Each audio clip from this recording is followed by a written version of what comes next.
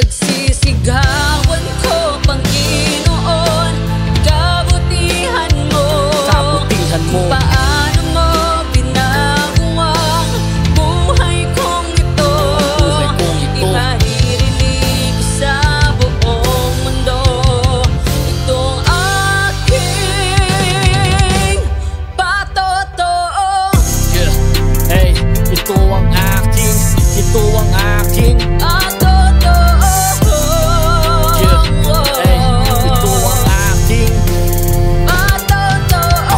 isa lamang din sa mga pangkaraniwang bata na naghahanap ng pagmamahal, atensyon at kalinga. Sa barkada ko yun nahanap, kaya pumasok ako ng gang.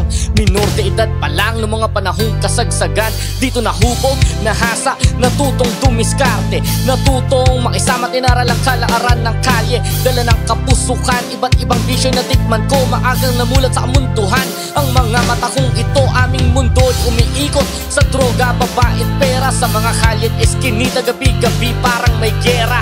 Gang laban sa gang, bala katapat ay bala. Kaya kung tawagin kami mga sundalo ng kalsada, sino mang nabubuhay sa baril ay sa baril na mamatay. Ilan na rin sa mga kaibigan ko ang namaalam at namatay. Ito ang realidad sa magulong mundong pinasukan. At sa buhay kong ito, bakit parang merong kulang? Ipagsisigawan ko, Panginoon, ang kabutihan mo. Ang kabutihan mo. Paano mo ginagawa ang buhay kong ito? Ang buhay kong ito. Iparirinig ko sa buong mundo itong aking patotoo.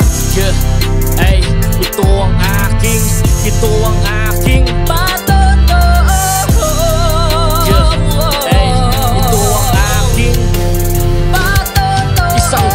ako'y nasangkot sa isang kaguluhan, ngunit wala ni isang tropang dumalaw at lumutang nag-iisa't gulong-gulo ang isip ko nung panahong yun. Hanggang sa may isang tinig na nangusap sa akin nun, iiwan ka ng lahat, maging ng iyong mga kaibigan.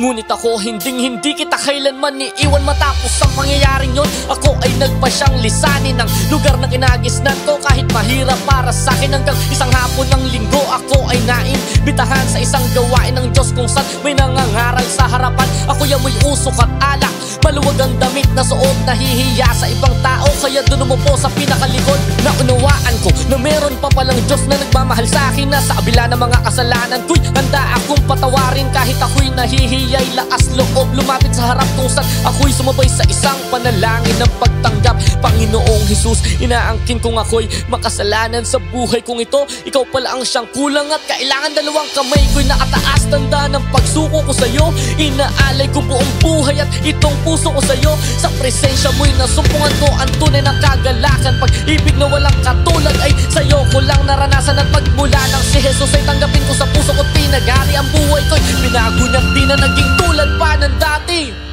Ipagsisigawan ko, Panginoon, kabutihan mo. Ang kabutihan mo. Paano mo ginagawa ang buhay kong ito? Iparirinig ko sa buong mundo itong aking patotoo. Yeah, hey, ito ang aking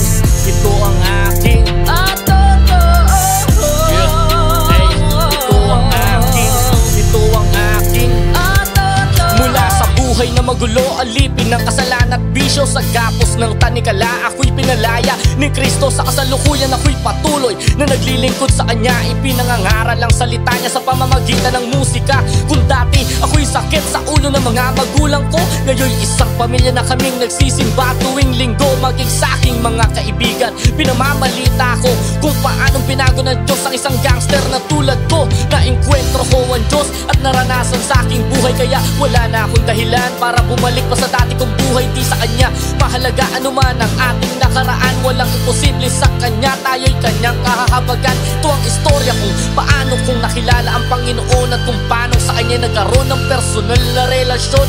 Diyos lang ang maluwalhati, mapapurihan sa kantang to. Di ko ikahihiyang ibahagi itong aking patotoo. Yo, delikado uno nga pala at kasama ko si Shanta. mula sa grupong Brown Squad. Inaanyayahan namin kayo na sumalang dito sa G-Track by Good Mafia. Let's go!